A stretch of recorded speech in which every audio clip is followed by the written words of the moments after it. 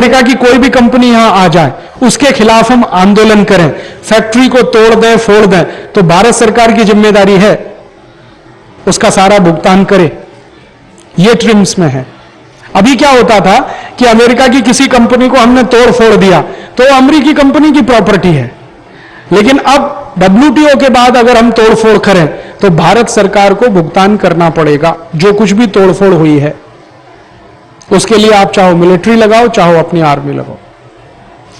हमें याद है एक बार हम लोगों ने कर्नाटक में नंजुन स्वामी नाम के एक किसान नेता थे, उनका एक संगठन कर्नाटक राज्य रैयत संघ, उनके साथ मिलकर एक अमेरिकन कंपनी का ऑफिस तोड़ा था।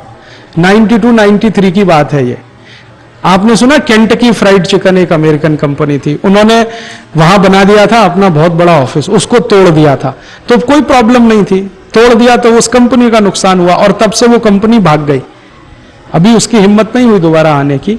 लेकिन आज अगर हम वही काम करें तो तकलीफ होने वाली है। हमें तो नहीं, भारत सरकार को। भारत सरकार को सब भुगतान करना पड़ेगा अगर एक कुर्सी भी टूट गई तो, क्योंकि उनका एक एक इन्वेस्टमेंट सरकार की जिम्मेदारी पर है। ये ट्रिम्स की शर्तें हैं। ट्रिम्स में सबसे ज्यादा खतरनाक दो ही शर्तें हैं कि आप किसी भी क्षेत्र में 100% पूंजी निवेश की खुली छूट करो और उनकी लाई हुई एक एक डॉलर की सिक्योरिटी आप करो, माने भारत सरकार करे। उसमें चाहे अपनी आर्मी लगाओ, एयरफोर्स लगाओ, पुलिस लगाओ, पैरामिलिट्री फोर्स लगाओ, कुछ भी लगाओ, सिक्योरिटी आप करो। इन्वेस्टमेंट उनका, वो सिक्योरिटी नहीं करेंगे, सिक्योरिटी आपको करनी है। इंश्योरेंस कवर उनको दो, किसी भी तरह से सिक्योरिटी की गारंटी उनको दो। और अगर हम कुछ मार तोड़ करें तो शिकायत भारत सरकार को वहां सुननी पड़ेगी WTO में और भुगतान करने पड़ेंगे। आज हम आज की तारीख में पेप्सी कोला की एक बोतल भी तोड़ दें इस समय, वैसे हमने बहुत तोड़ी है, आज हम एक बोतल भी तोड़ दें तो उसका भुगतान भारत सरकार को करना पड़ेगा। ट्रिम्स की ये शर्तें हैं, 1 जनवरी से लागू हुई हैं। 1 जनवरी के पहले हम चाहे कुछ भी करें, पेप्सी के कारखाने में आग लगा दें तो प्रॉब्लम नहीं, उन्होंने जिससे इंश्योरेंस कराया उससे वो लेंगे। लेकिन अभी हम एक बोतल भी तोड़ेंगे तो भारत सरकार भुगतान करे उसका, क्योंकि जिम्मेदारी भारत सरकार की।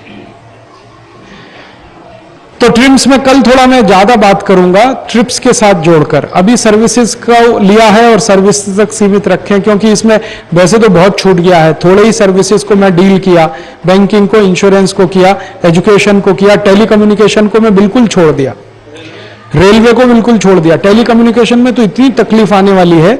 अभी भारत में क्या होता है, जैसे BSNL है, ठीक है, आप हमारे देश की सिक्योरिटी से संबंधित सूचनाओं का इधर से उधर जाना BSNL के थ्रू है। कैसे होता है, जो बॉर्डर एरिया है पूरा भारत का, वहां पर मिलिट्री जितने भी इक्विपमेंट्स यूज करती है वो सब BSNL के थ्रू होते हैं। माने BSNL की मदद से हमारी मिलिट्री सूचनाओं का आदान प्रदान करती है। माने उरी सेक्टर में कोई मेजर है, वो भारत के राष्ट्रपति से अगर बात करना चाहता है तो BSNL के थ्रू होता है। अभी रिजर्व है ये एरिया। WTO की कंडीशन सर्विसेज की ऐसी है कि BSNL के पैरेलल वहां एयरटेल भी अपना नेटवर्क बना सकता है, आप उसे मना नहीं कर सकते।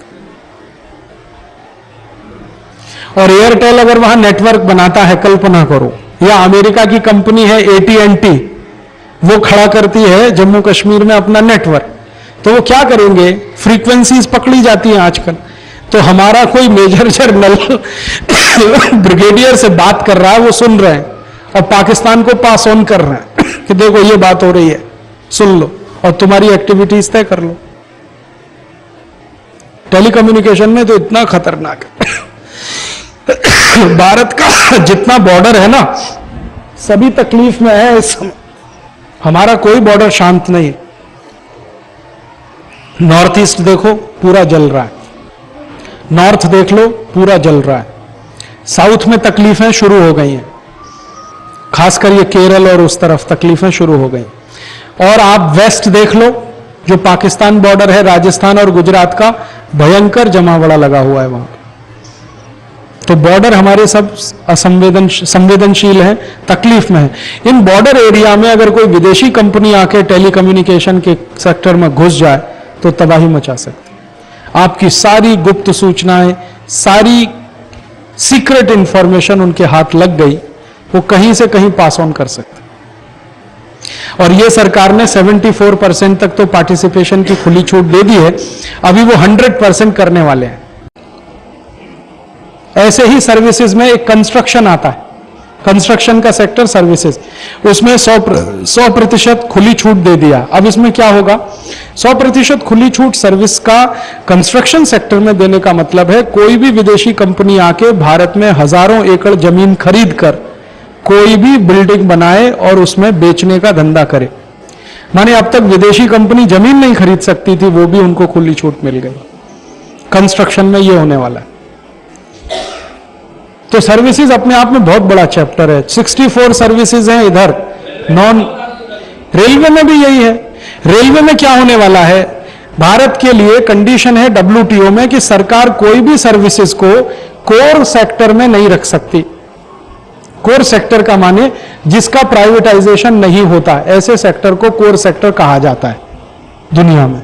तो WTO की कंडीशन है कि आप कोई भी सर्विसेज को कोर सेक्टर में नहीं रख सकते। रेलवे अभी तक ऐसी सर्विसेज है जो कोर सेक्टर में आती रही है, अब रेलवे भी खोलना पड़ेगा आपको। तो रेलवे खोलना है विदेशी कंपनियों के लिए, तो इसका माने क्या है, रेलवे ट्रैक बिकेंगे अब इस देश में। रेलवे ट्रैक बिकेंगे माने बंबई से कलकत्ता एक ट्रैक खरीद लिया किसी एक कंपनी ने, अब उस पर जितनी भी ट्रेन चलेंगी उससे जो रेवेन्यू इनकम होगी वो उस कंपनी के खाते में जाएगी। ऐसे ही बंबई से अहमदाबाद का ट्रैक खरीद लिया किसी दूसरी कंपनी ने, तो बंबई अहमदाबाद के बीच जितनी ट्रेन चलेंगी उससे जितना रेवेन्यू जनरेट होगा वो उस कंपनी के खाते में जाएगा। ऐसे ही मान लीजिए कोई एक ट्रैक है, दिल्ली से हावड़ा का ट्रैक खरीद लिया किसी तीसरी कंपनी, और रेलवे को भारत सरकार टुकड़े टुकड़े करके विदेशियों को बेच सके इसलिए उनके